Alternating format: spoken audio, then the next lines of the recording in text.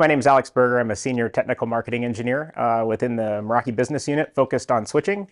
But I do work on a number of cross-cutting functions when it comes to like security features. One of those I'll get into in quite a bit of detail here in a moment. So I want to start off going through kind of why I think we could do better when it comes to how we do security in the network and how we define policies.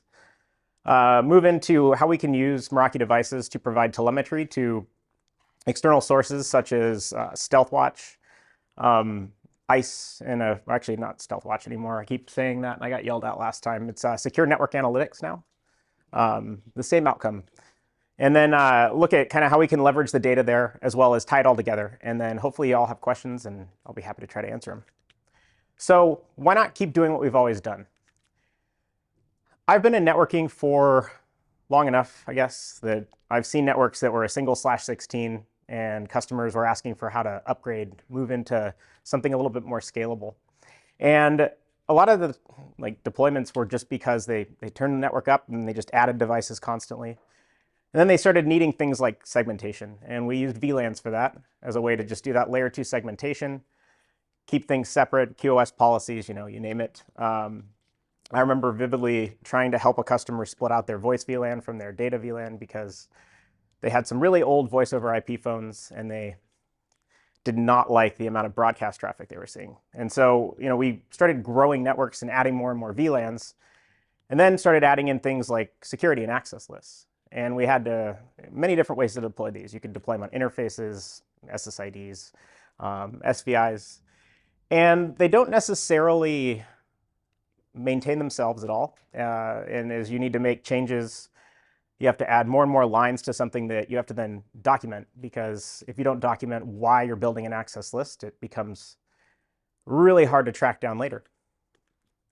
And as we add more networks, we have to add more and more access lists, and it becomes a difficult thing to manage and scale out. I worked on a couple projects back before I came to Cisco where we literally spent weeks going through ASAs and all of the lines of firewall policies to try to figure out what they were for.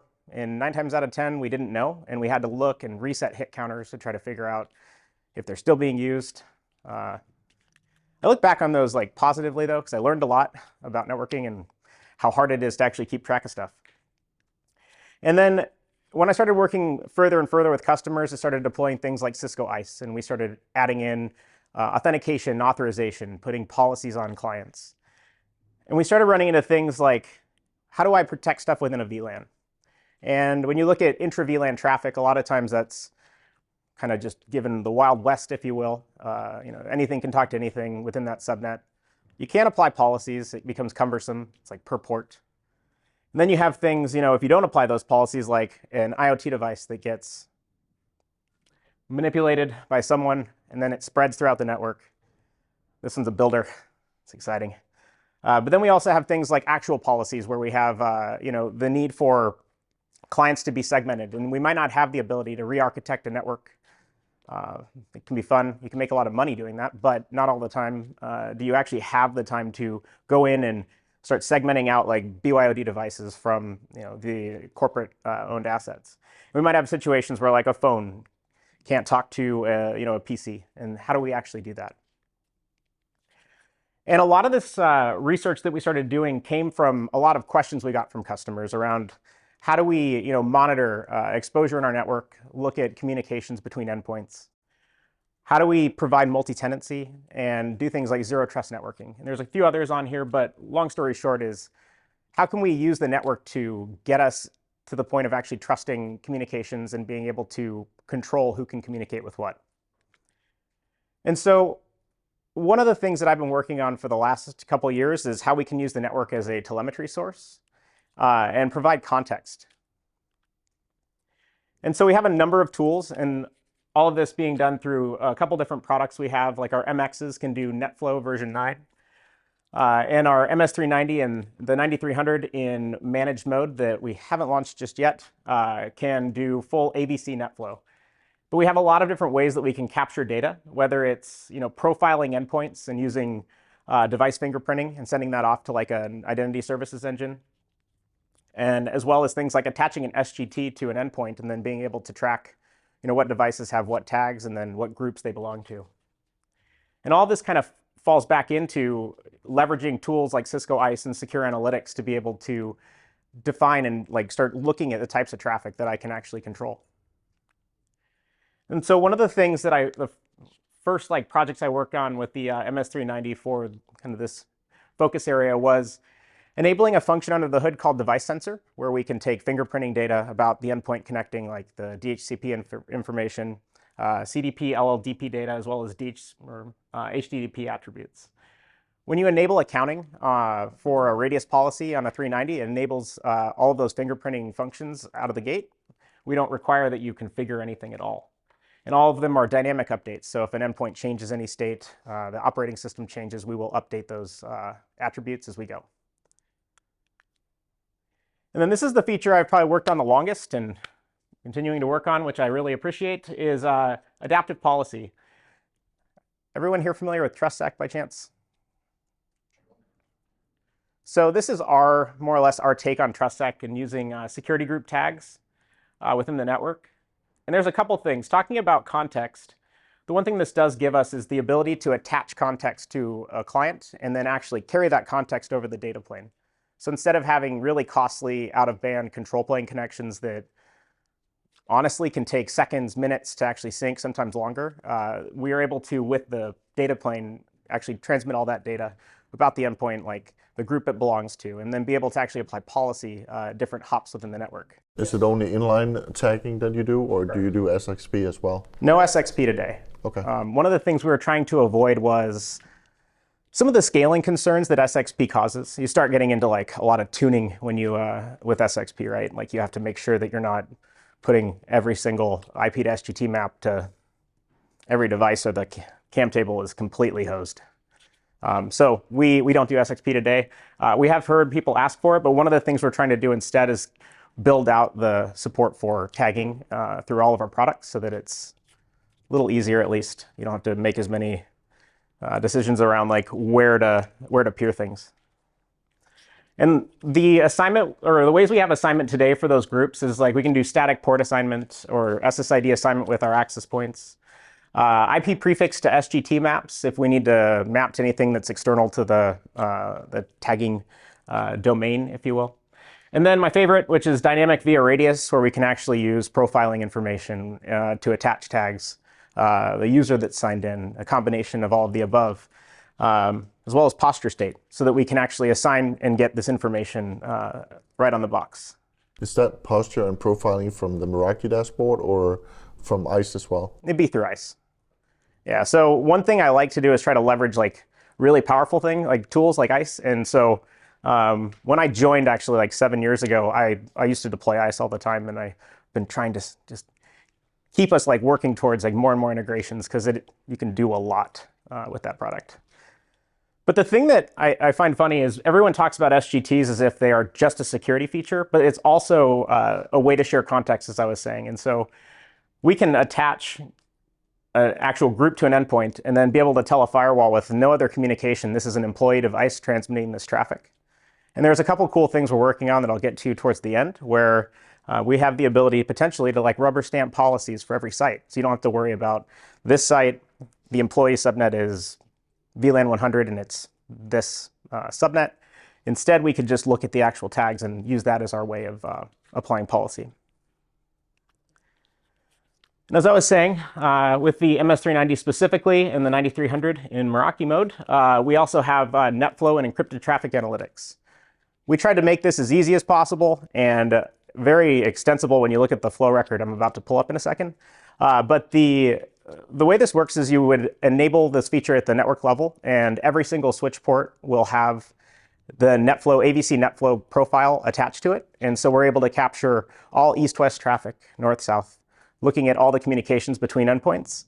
And the same goes for ETA. So when you enable ETA, it is applied across all the ports. You don't have to go in and select which port you want to enable it, which means that we're able to capture as much information as possible with about 3 or 4 clicks. Now, the actual flow recording is fun. I worked with the Secure Network Analytics team to define this to being the most comprehensive as possible recording config. And that means that we have a lot of standard match statements, including like the nbar application information. But we also have the security group tag we're collecting, as well as, I had to condense all of this down to a couple lines because it was about 25 lines long. But we also try to collect as much information about the connections. So if it's TCP, we're able to look at like the client and server bits and look at the TCP flags, the counters, the observation point in the network, and a lot of really good information so that we're able to tell exactly where the communication started and where it's headed. And then with ETA, I just put this down here, but there's a few fields we collect, like the actual certificate information, so that we can start picking apart that connection without having to decrypt it, because that is also expensive and you lose a lot of performance if you try to do man-in-the-middle decryption. And so once we get to the point of having all that context attached, we can start looking at the actual data and building out a policy. And a lot of that can be done, and this is one of my favorite dashboards in Secure Network Analytics, is the TrustSec report. And the reason I really appreciate it is I'm able to use like human readable groups and see the types of communication that's going between them. And so and I'm going to pull this up in a demo here in a minute, but once you send all the data over to Secure Network Analytics and you do the integration with ICE, you're able to start seeing which groups are talking to which groups, if there's a policy in place. And then you can actually dig into the flows that are being built between them, and you can start looking at how to build a policy. And so I like to refer to this as the informed policy creation, because, not gonna lie, back in the day, we used to do a lot of guesswork, building an access list. You're like, I think this person that I'm going to apply this downloadable ACL, for instance, may not need to talk to a database. And then you find out that they can't do their job because you blocked their access. And so having an actual set of telemetry and data is very handy for that, and not guessing on everything, which is fun. And there's a couple ways we can apply policy. We can go back to the kind of standard ACL-based application. We did add this, I think, like a year and a half ago, but as group policy ACL. We don't have downloadable ACLs with Meraki, but we do have centrally coordinated or orchestrated access lists that you can apply via named ACL, which can work. And I've talked to a lot of customers about why you should layer security. So probably use an ACL with an SGT when you need to have like a macro and a micro policy. But the really cool part about this is that it's all on the fly updates. So when you apply that access list, if you need to change it in dashboard, you change it and it will apply to all the clients connected without a COA required. And when we get into security group-based policies, we do have some limitations around the number of ACLs that can be attached between two groups. But we do scale out pretty well with up to 16 ACE entries and 7 ACLs in each intersect. So you're able to define quite a bit of traffic. We are working on supporting TCP states as well, so that you'll be able to set TCP established, for instance, and be able to have bidirectional traffic without having to build out bidirectional ACLs, which saves a lot of time. Now this is built at the organization level. And so I think one of the biggest complaints I've ever heard from customers is having to go into each and every network to configure a policy or update a policy. And we say API, and that's a decent answer until you don't know how to use them.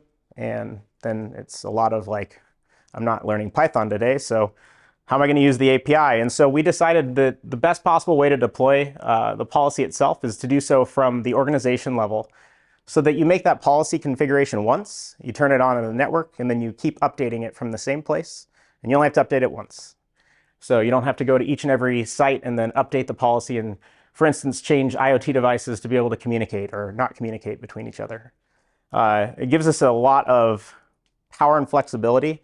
And the really nice part is that it's a configuration update instead of like an on-demand push of some sort of extra policy. So it does maintain state with the configuration. There is an API. I know I just mentioned APIs a minute ago in a semi-negative light, but we built everything with this feature set with an API that is publicly available, so that you are able to build your own applications, if need be, your own policy deployment as necessary. And this is huge. We've actually used this for an ICE integration that I'm pulling up right here. So with ICE 3.2 patch 1, we actually have the ability to maintain policy in ICE. So if you've ever built a trust sec matrix in ICE, you can actually go in, integrate it with dashboard, and it will push policy up. And it will continue to sync policy as you make changes there. So a lot of customers also have a security team that manage their ICE environment and a network team that manages dashboard. And they don't want to have the security team log into dashboard to potentially mess something up, and vice versa.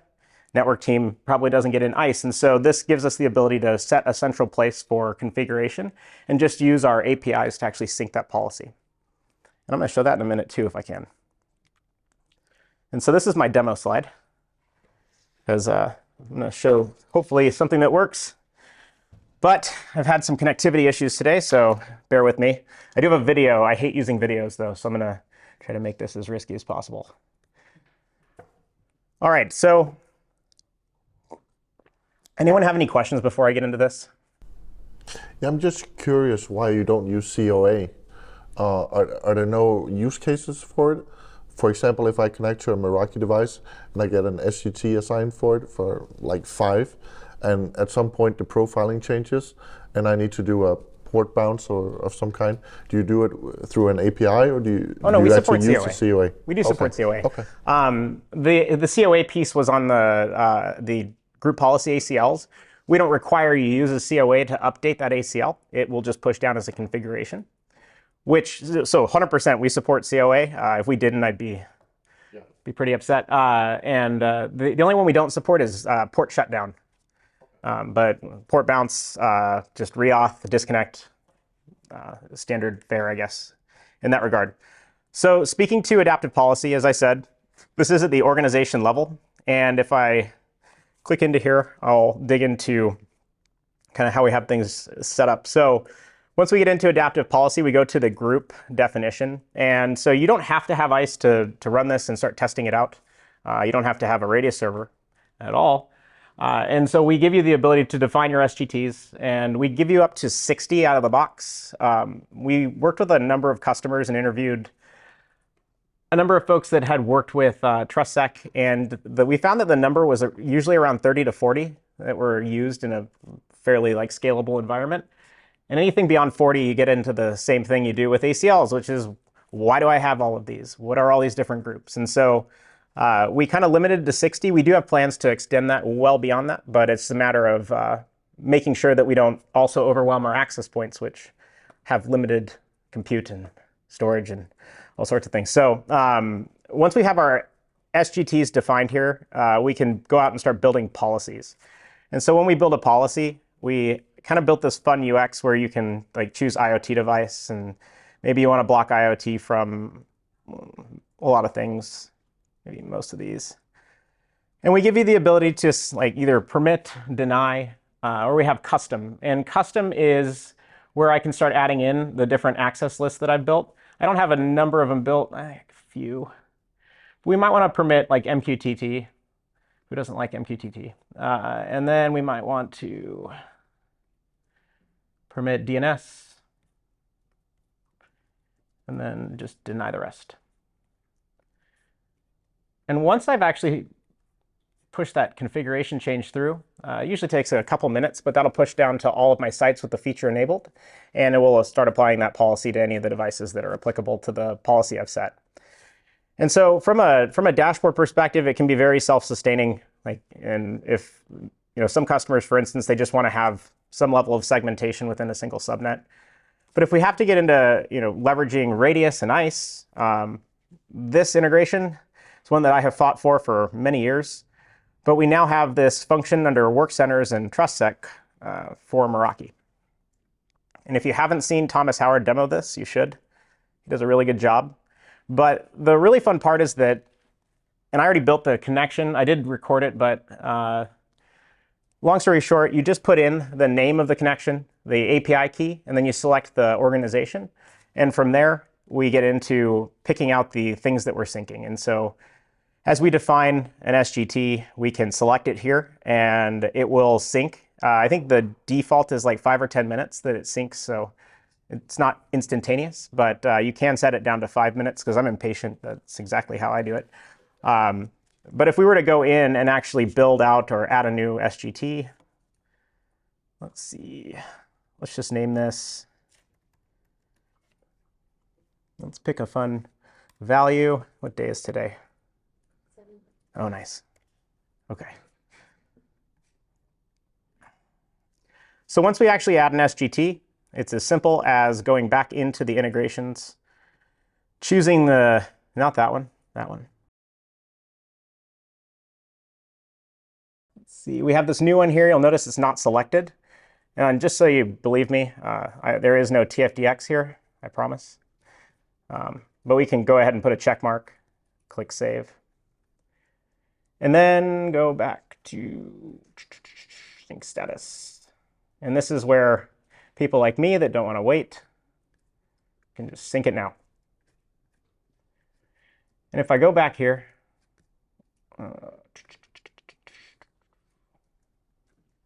this is working much quicker now. You'll notice this TFDX here. And so it is very quick, just uses our APIs. There's no need for any connection back from dashboard to ICE. It's just REST APIs, so it does very straightforward. And as you build out these configurations as well, I should have mentioned, if I was to have attached a policy, it would have also pushed that policy up and added it to the list here. Now, once we, as I was mentioning earlier, like once we start attaching SGTs to endpoints, we don't necessarily have to act on it, and it can be used as context. And when you look at Stealth Watch, you can start, or Secure Network Analytics, you can start doing things like looking at the different group communications. And so this is my small lab environment. You can see there's not a ton of events at all, but I do have a number of things built here. And so this is the TrustSec report functionality. And since we ship not only with the ICE integration, it pulls the SGTs in, but we also ship the SGT as a record in the NetFlow packet, we're able to kind of coordinate and align where that traffic came from. And so we look at this one right here. This is a good one. I have a single user that I've decided to quarantine. We can actually start looking at the traffic between like quarantine and network services. And these are arbitrary names. You can name them whatever you want. But these are two groups. Network services is like my DNS server, a DHCP server, and a couple other things. And if I click flow search, this might take a minute, but it starts pulling up the actual flows between those endpoints.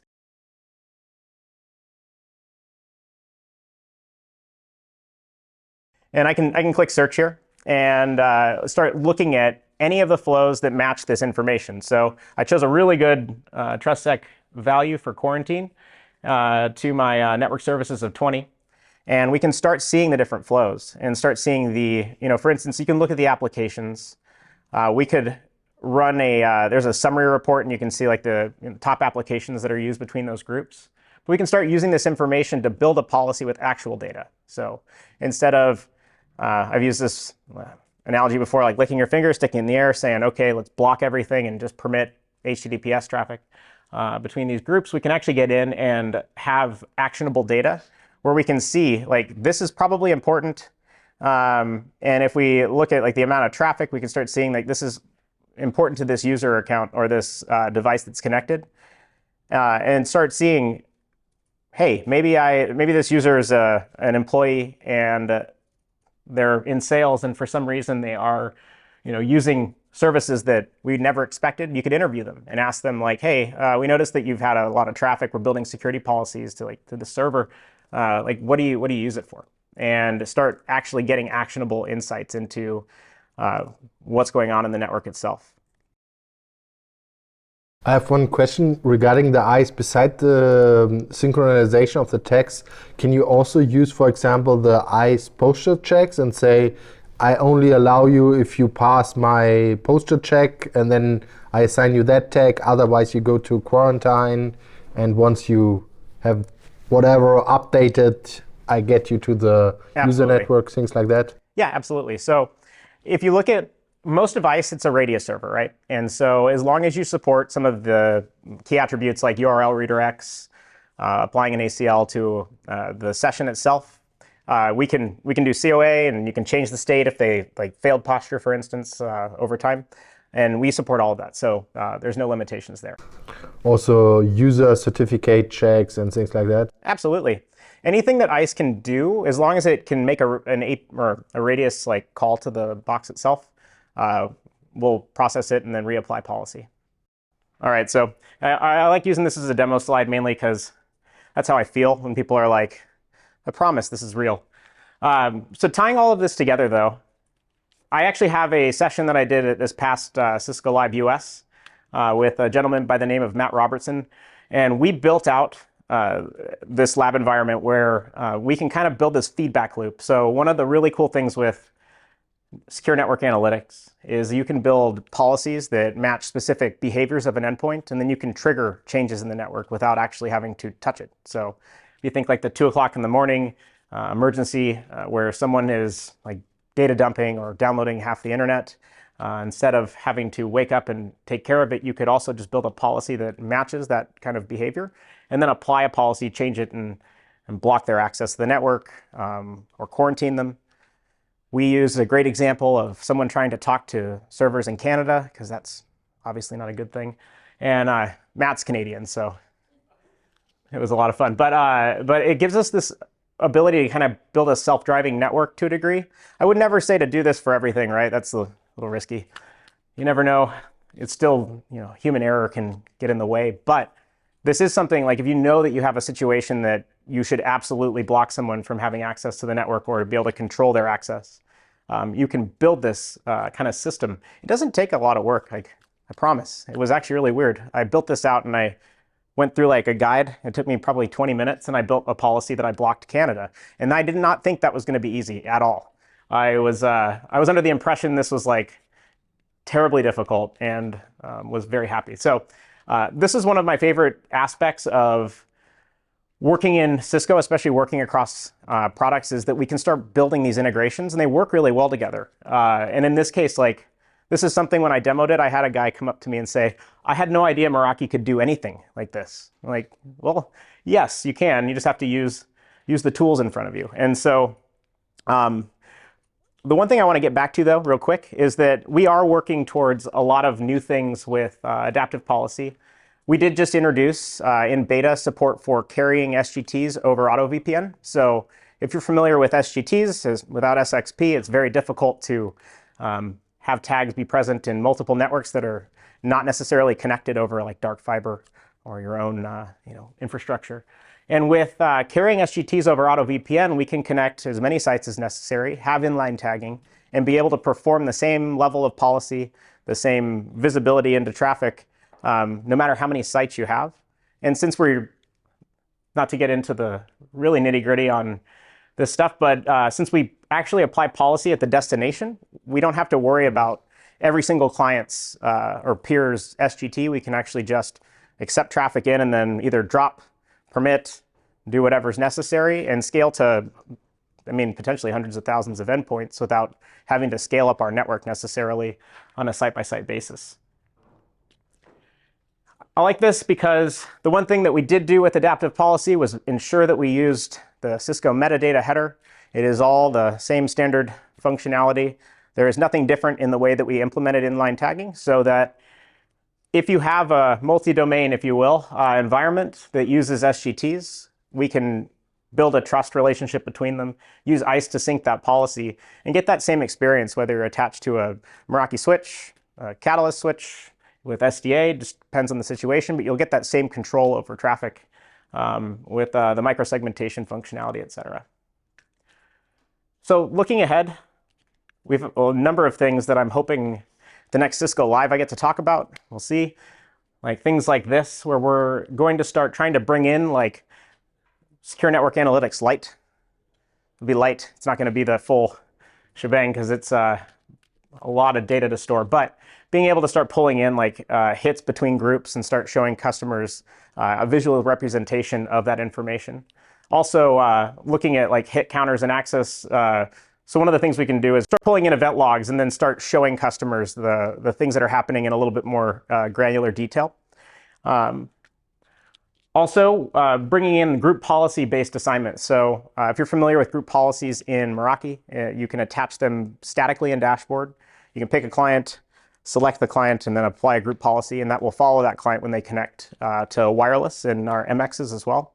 You can also do that through our API. So I have seen a number of like 10,000 plus site customers that use the API to apply policies because they don't want to necessarily leverage Radius for everything. And so they'll monitor traffic and behavior and then change the group policy assignment. And so this gives us the ability to make, I would say, like, make it easier to start leveraging SGTs without having to involve a Radius server, give you some dynamic behavior as well. And so I'm excited for this just because, like, if you're familiar with our IPSK without Radius on our wireless, you can attach a group policy to a pre-shared key. And this gives us the ability to differentiate that far more. And this is, I'm not going to lie, this is probably one of my favorite ones that I'm pushing the MX team to keep working on, is the ability to use adaptive policy groups to apply different firewall rules. I built out so many firewall policies that were based on Active Directory groups and all sorts of great stuff like that, where there's a lot of work. I don't like Active Directory at all. I really don't. And when I have had to build these out, you have to build this out-of-band connection. The firewall has to go and talk to that Active Directory server, find the new client binding for an IP address, and it's painful. And so this makes it so that we don't have to do that at all. And in fact, at the firewall level, we just make sure the network is sending us tags, and we can start applying really granular policies. This means that you could, as another coworker of mine says, rubber stamp policy across all your sites. So instead of having to define a different ACL at each site and deal with the amount of work that takes, you could just build a policy that says, hey, this IoT device or the IoT devices can only speak to these resources, and we drop anything else. Or maybe it's an employee, an employee group that we need to permit to specific resources and drop access to, like, knownbadsites.com. It's not real, but being able to do that and do that at scale means that we don't have to sit and constantly manipulate things as the network changes, because the IP agnostic nature of SGTs themselves. Can you just elaborate on the .1x? Yeah, so I have an IoT device. Unfortunately, it cannot take a certificate. So then you would match on a MAC address, I assume. But if you have a full client, you can match on a client certificate and associate this client as belonging to that group. And the groups I need to build completely in Meraki if I don't want to do an AD integration, yeah? So for the security groups, is that what you mean? Yeah. Yeah, or in ICE. If you're using ICE, you can build them there and sync them up to the dashboard. Yeah, with AD you said you don't like it. I also don't like it, but often it's convenient because they have already groups. You can just reuse it. Otherwise, if you do it locally on your device, you have to always maintain these groups and who belongs to what group, and that is also kind of a big overhead. Yeah.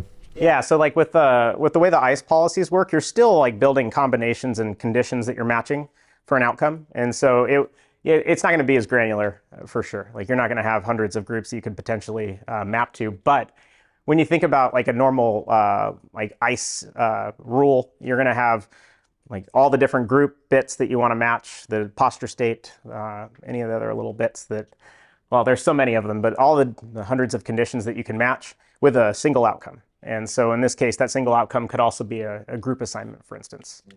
Now, this specifically is to MX. So MX right now is propagating and preserving tags over AutoVPN, but we are working towards the client classification, tagging, and application through all the different normal switch functions, but at the firewall level, so that if you have like an office in a box scenario where you connect your clients to an MX, like, wow, I'm trying to 68, for instance, that has like 12 ports, we could do so and still get SGTs functioning. So, a last question to that. So I'm expecting on a matching policy an IoT device now shows up, let's say, a full-blown Linux device and is starting doing funky stuff. Can you somehow fingerprint as well, or have some let's say device agnostic thing that you say, okay, this is matching my policy, that is really an IoT device? Yeah, so with ICE, we could absolutely, I can't remember what it's called right now. fingerprinting, I think. Yeah, so when we send the actual fingerprint data up to ICE, like from profiling with device sensor, if that changes, I don't remember what it's called though, but there's a checkbox you can do that says like, if this device changes its like profile significantly, act on it. And it could be that you disconnect it and run it through the auth process again, or you could apply some crazy policy and block them completely from the network and wait. Ring the alarm bells, send the troops, and so on. Yeah. Absolutely.